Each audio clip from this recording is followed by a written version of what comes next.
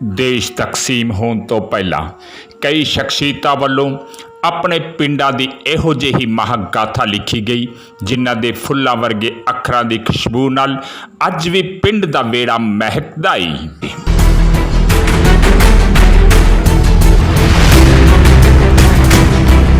जो बातें मैंने सुनी है, छोटे कहते हैं बड़े नेक दिल इंसान थे और बहुत बड़ा जिक्र था उनका, और उन्होंने कभी भी हिंदू मुसलमान का सवाल पैदा नहीं होने दिया।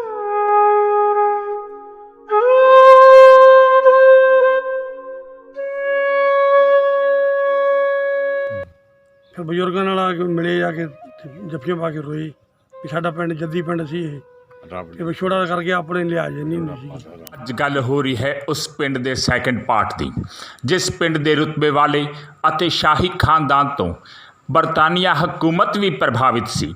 ਬੇਸ਼ੱਕ ਇਸ ਸ਼ਾਹੀ ਖਾਨਦਾਨ ਵੱਲੋਂ ਦੇਸ਼ ਤਕਸੀਮ ਹੋਣ ਤੋਂ ਪਹਿਲਾਂ ਸ਼ਾਨਦਾਰ ਹਵੇਲੀ ਬਣਾਈ ਗਈ ਸੀ, ਫਿਰ ਵੀ ਉਸ ਹਵੇਲੀ ਦੀ ਸ਼ਾਨ ਅੱਜ ਵੀ ਬਰਕਰਾਰ ਹੈ। ਤਾਈਓ ਤਾਂ ਇਸ ਸ਼ਾਨਦਾਰ ਹਵੇਲੀ ਵਿੱਚ ਸ਼ਾਨਦਾਰ ਪੰਜਾਬੀ ਫਿਲਮ ਲਾਹੌਰੀਏ ਦਾ ਕੁਝ ਹਿੱਸਾ ਵੀ ਫਿਲਮਾਇਆ ਜਾ ਚੁੱਕਾ ਹੈ।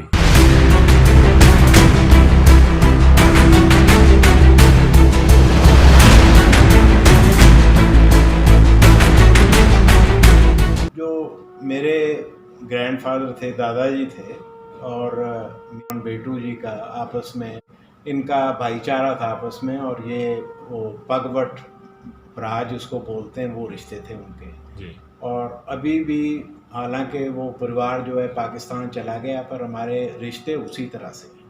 बेट ਦੇ ਇਲਾਕੇ ਵਿੱਚੋਂ ਮੀਆਂ ਕਰੀਮ ਖਾਨ ਦੀ ਅਗਵਾਈ ਹੇਠ ਜਦੋਂ ਇਹ ਪਰਿਵਾਰ ਜ਼ਿਲ੍ਹਾ ਫਿਰੋਜ਼ਪੁਰ ਪਰ ਹੁਣ ਜ਼ਿਲ੍ਹਾ ਫਾਜ਼ਿਲਕਾ ਦੇ ਸ਼ਹਿਰ ਅਬੋਹਰ ਦੇ ਨੇੜੇ ਆ ਕੇ ਵਸਿਆ ਸੀ ਤਾਂ ਉਸ ਸਮੇਂ ਇਹ ਇਲਾਕਾ ਜ਼ਿਆਦਾਤਰ ਗੈਰ ਆਬਾਦ ਸੀ।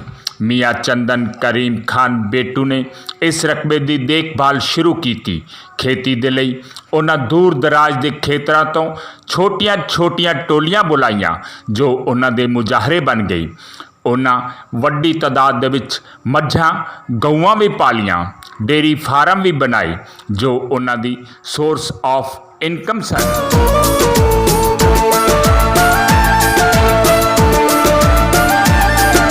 ਤਿੰਨ ਪਿੰਡਾਂ ਦੇ ਤਿੰਨ ਹੀ ਮਾਲਕ ਸੀਗੇ ਤੇ ਬਾਕੀ ਕੋਈ ਪਰਵਾਹ ਸਾਰਾ ਪਿੰਡ ਉਹਨਾਂ ਦਾ ਜ਼ਮੀਨ ਬੰਦੀ ਤੀਜੇ ਸੀ ਤੇ ਤੀਜਾ ਹਿੱਸਾ ਸੀ ਉਹ ਤੋਂ ਜ਼ਮੀਨ।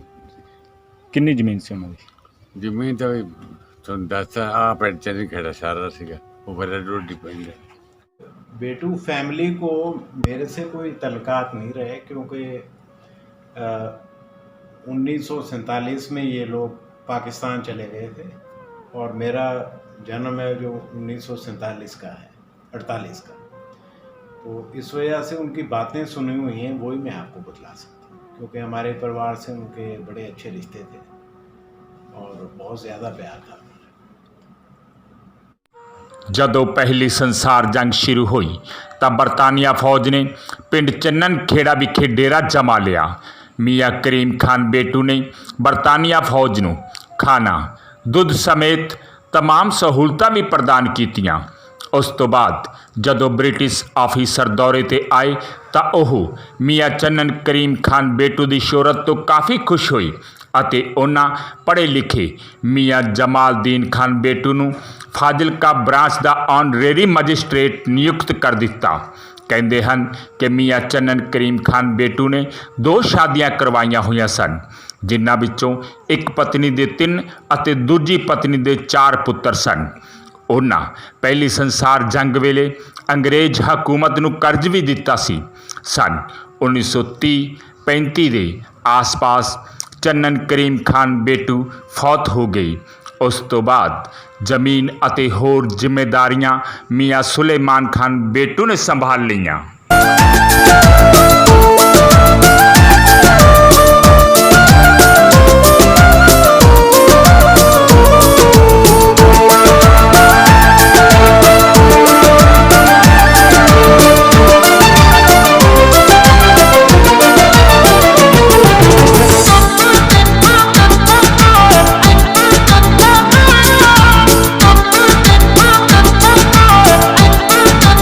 ਇਹ ਇਹ ਵੀ ਆਖਦੇ ਹਨ ਕਿ ਦੂਜੀ ਸੰਸਾਰ ਜੰਗ ਦੇ ਸਮੇਂ ਅੰਗਰੇਜ਼ ਅਧਿਕਾਰੀਆਂ ਨੇ ਜ਼ਿਲ੍ਹਾ ਫਿਰੋਜ਼ਪੁਰ ਦੇ ਸਾਰੇ ਰਾਇਸ਼ ਵਿਅਕਤੀਆਂ ਨੂੰ ਇੱਕ ਜਗ੍ਹਾ ਬੁਲਾ ਲਿਆ ਅਤੇ ਉਹਨਾਂ ਤੋਂ ਫੰਡ ਦੀ ਮੰਗ ਕੀਤੀ।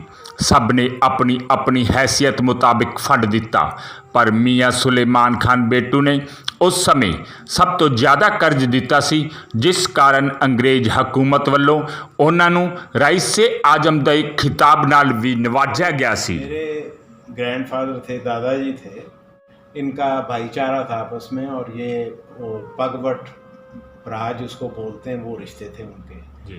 और अभी भी हालांकि वो परिवार जो है पाकिस्तान चला गया, पर हमारे रिश्ते उसी तरह से उनकी यहाँ पर इतनी इज्जत होती है जितनी पहले थी। हमारे फैमिली का उनको मेंबर समझते हैं।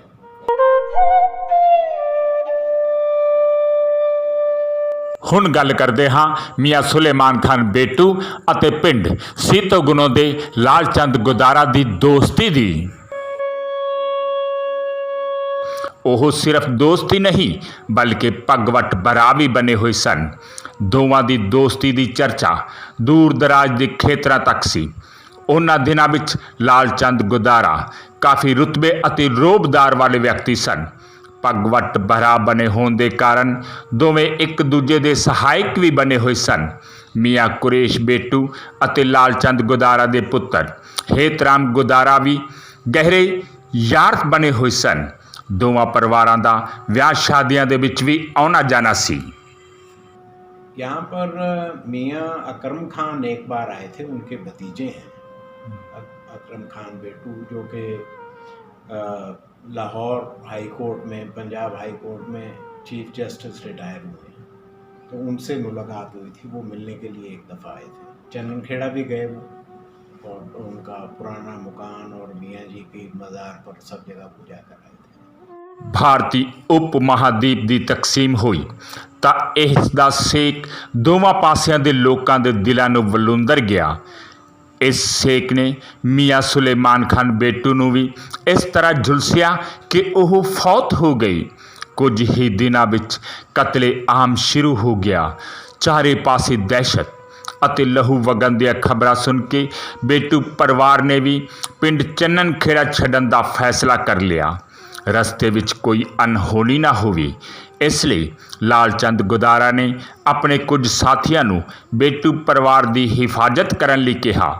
ਵਚਨ 'ਤੇ ਖਰਾ ਉਤਰਦਿਆਂ ਉਸ ਪਰਿਵਾਰ ਨੂੰ ਪਿੰਡ ਸਰਾਵਾਂ ਬੋਦਲਾ ਪਹੁੰਚਾਇਆ ਗਿਆ, ਜਿੱਥੇ ਪਹਿਲਾਂ ਹੀ ਬੋਦਲਾ, ਭੰਡਾਰੇ, ਸੁਖੇਰੇ ਅਤੇ ਬੇਟੂ ਮੁਸਲਮਾਨਾਂ ਦਾ ਕਾਫਲਾ ਪਾਕਿਸਤਾਨ ਜਾਣ ਲਈ ਤਿਆਰ ਸੀ। ਉਹ ਕਾਫਲਾ ਉੱਥੋਂ ਚੱਲ ਕੇ ਪਿੰਡ ਕੱਟਿਆਂ ਵਾਲੀ ਦੇ ਨੰਬਰਦਾਰ ਕੋਲ ਪੁੱਜਿਆ, ਜਿੱਥੇ ਰਾਤ ਦੇ ਸਮੇਂ ਦਾ ਖਾਣਾ ਖਾ ਕੇ ਸਵੇਰ ਹੁੰਦਿਆਂ ਹੀ ਉਹ ਕਾਫਲਾ ਨਿਕਲ ਪਿਆ ਆਪਣੇ ਨਵੇਂ ਆशियाने ਦੀ ਭਾਲ ਵਿੱਚ। वो सुनने में यही आता है भी इनका 3 गांव के मालिक थे जी।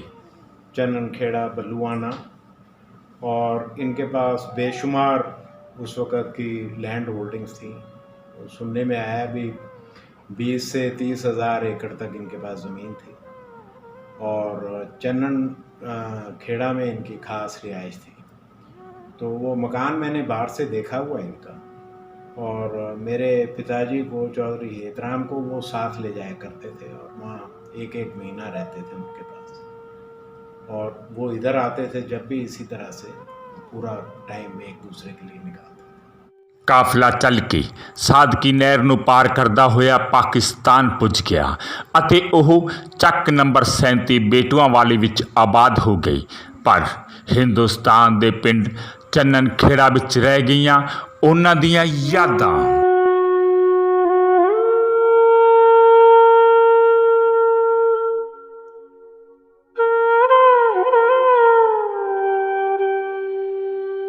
जब मेरे बड़े भाई साहब की शादी हुई है, तो मियाँ जी के दोनों साहबजादे इधर शादी में शरीक। आपके बड़े भाई साहब का क्या नाम है?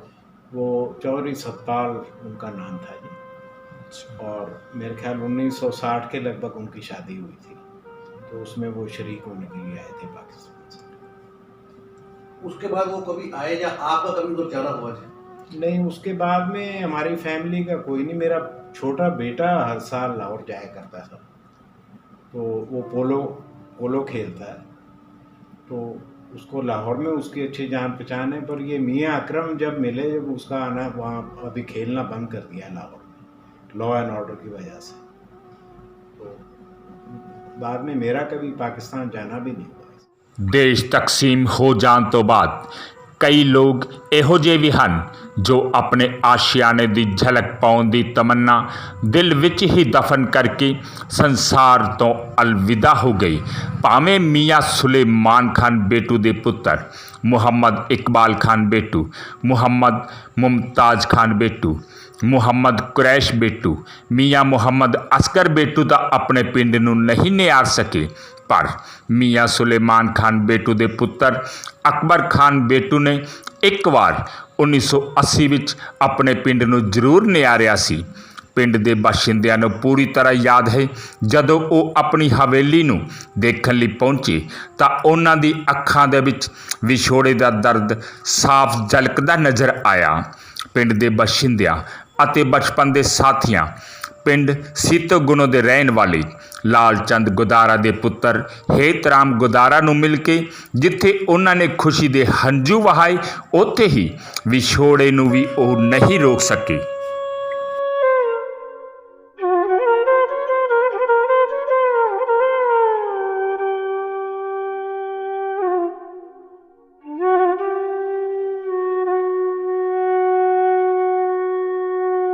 ਇਹ ਦੋ ਬੰਦੇ ਉਹਨਾਂ ਦੇ ਰਾਤ ਨੂੰ 10 ਵਜੇ 9-10 ਵਜੇ ਗੱਡੀ ਲੈ ਕੇ ਫਿਰੋਜ਼ਪੁਰੋਂ ਟਾਰੀ ਬਾਦਲ ਟੱਪ ਗਏ। ਸਾਨੂੰ ਦੱਸਿਆ ਉਹਨਾਂ ਨੇ 9:30 ਵਜੇ ਸਾਨੂੰ ਲੋਕ ਸੱਦਣ ਆਏ। ਇੱਥੇ ਬਾਹਰ ਗਿਆ ਜਦੋਂ ਮੈਂ ਦੇਖਿਆ ਉਹ ਸਾਡੇ ਬਜ਼ੁਰਗਾਂ ਦੇ ਨਾਲ ਲੈਂਦੇ ਵੀ ਕਿੱਥੇ ਹੈ। ਮੈਂ ਕਿਹਾ ਵੀ ਹੈਗੇ ਇਸ ਟਾਈਮ ਰੋਟੀ ਖਾਈ ਜਾਂਦੇ। ਉਹ ਕਹਿੰਦੇ ਜੇ ਹੈਗੇ ਤਾਂ ਸਾਡੀ ਮੁਲਾਕਾਤ ਉਹਨਾਂ ਨਾਲ ਕਰਾ ਦਿਓ ਵੀ ਤੈਨੂੰ ਤਾਂ ਕਾਕਾ ਅਸੀਂ ਜਾਣਦੇ ਨਹੀਂ। ਫਿਰ ਬਜ਼ੁਰਗਾਂ ਨਾਲ ਆ ਕੇ ਮਿਲੇ, ਜਾ ਕੇ ਜੱਫੀਆਂ ਪਾ ਕੇ ਰੋਏ ਵੀ ਸਾਡਾ ਪਿੰਡ ਜੱਦੀ ਪਿੰਡ ਸੀ ਇਹ, ਤੇ ਵਿਛੋੜਾ ਕਰਕੇ ਆਪਣੇ ਲਿਹਾਜ਼ ਨਹੀਂ ਹੁੰਦੀ ਸੀ। ਸਾਨੂੰ ਕਹਿ ਕੇ ਅਸੀਂ 15 ਦਿਨਾਂ ਦਾ ਪਾਸਪੋਰਟ ਬਣਾਇਆ। ਇੱਥੇ ਕੋਠੀ 'ਚ ਰਹੇ, ਉੱਥੇ ਆਪਦਾ ਮਹੱਲਾ ਵੇਖਿਆ, ਏਰੀਆ ਕੋਠੀ 'ਚ ਰਹੇ। ਮਹਾਜਨ ਵੱਡੇ ਵੱਡੇ ਸੀ, ਉਹਨਾਂ ਨਾਲ ਪਾਰਟੀ ਪੂਲਟੀ ਕਰਕੇ ਤੇ ਫਿਰ ਇੱਧਰ ਸੀਤੋ ਏਰੀਏ ਟੱਪ ਗਏ। ਉੱਥੇ ਵੀ ਤਗੜੇ ਤਗੜੇ ਲੀਡਰਾਂ ਵੱਡੇ ਬੰਦਿਆਂ ਨੂੰ ਜਾਣਦੇ ਸੀ, ਜਿਹੜਾ ਨੂੰ ਤਗੜੇ ਪ੍ਰੋਗਰਾਮ 15 ਦਿਨਾਂ ਦਾ ਪਾਸਪੋਰਟ ਬਣਾ ਕੇ ਆਏ। ਫਿਰ ਜਾਂਦੇ ਨਹੀਂ, ਸਾਨੂੰ ਮਿਲ ਕੇ ਗਏ। ਉਸ ਤੋਂ ਬਾਅਦ ਉੱਠ ਕੇ ਵਾਪਸ ਮੁੜ ਗਏ। ਕਿਹੜਾ ਬਿਸ਼ਨੋਈ ਸੀਗਾ ਜੀ? ਇੱਕ ਅਕਬਰ ਖਾਨ ਸੀ, ਇੱਕ ਮੀਆਂ ਵੱਜਦਾ ਸੀ ਨਾਲ, ਪਤਾ ਨਹੀਂ ਕਿਹੜਾ ਚੇਅਰਮੈਨ ਵੱਜਦਾ ਸੀ ਮੀਆਂ ਕੋਈ ਉੱਧਰ ਦਾ। ਲਾਲ ਚੰਦ ਬਾਰੇ ਜਾਣਦੇ ਹੋ ਤੁਸੀਂ? ਲਾਲ ਚੰਦ ਉਹਨਾਂ ਦੇ ਇਹਨਾਂ ਨਾਲ ਪੱਗ ਸੀ ਉਹਦੀ। ਸੀਤੋ ਵਾਲਾ ਲਾਲ ਚੰਦ ਸੀ, ਉਹਨਾਂ ਨਾਲ ਪੱਗ ਵੱਟ ਕੇ ਯਾਰ ਬਣੇ। ਕਹਿੰਦੇ ਹਨ ਕਿ ਪਿੰਡ ਚੰਨਨ ਖੇੜਾ ਤੋਂ ਬੇਟੂ ਪਰਿਵਾਰ ਦੇ ਪਾਕਿਸਤਾਨ ਜਾਣ ਤੋਂ ਬਾਅਦ ਹਵੇਲੀ ਅਤੇ ਕੁਝ ਜ਼ਮੀਨ ਫਿਰੋਜ਼ਪੁਰ ਦੇ ਬੇਦੀ ਪਰਿਵਾਰ ਨੂੰ ਅਲਾਟ ਹੋਈ ਸੀ। ਇਸ ਤੋਂ ਇਲਾਵਾ ਪਿੰਡ ਦੀ ਜ਼ਮੀਨ ਚੋਪੜਾ, ਵਿਜ ਅਤੇ ਧਵਨ ਪਰਿਵਾਰ ਨੂੰ ਵੀ ਅਲਾਟ ਹੋਈ ਸੀ। ਉਹਨਾਂ ਅਤੇ ਹੋਰ ਪਰਿਵਾਰਾਂ ਨੇ ਮਿਲ ਕੇ ਬੇਟੂ ਪਰਿਵਾਰ ਵੱਲੋਂ ਬਣਾਈ ਗਈ ਹਵੇਲੀ ਅਤੇ ਡੇਰੇ ਦੀ ਸੁੰਦਰਤਾ ਦੇ ਰੁਤਬੇ ਨੂੰ ਫਿਰ ਕਾਇਮ ਕਰ ਲਿਆ। ਅੱਜ ਚੰਨਨ ਖੇੜਾ ਪਿੰਡ ਦੀ ਮਹਾਂਗਾਥਾ ਆਸ-ਪਾਸ ਦੇ ਪਿੰਡਾਂ ਵਿੱਚ ਆਮ ਸੁਣਾਈ ਜਾਂਦੀ ਹੈ।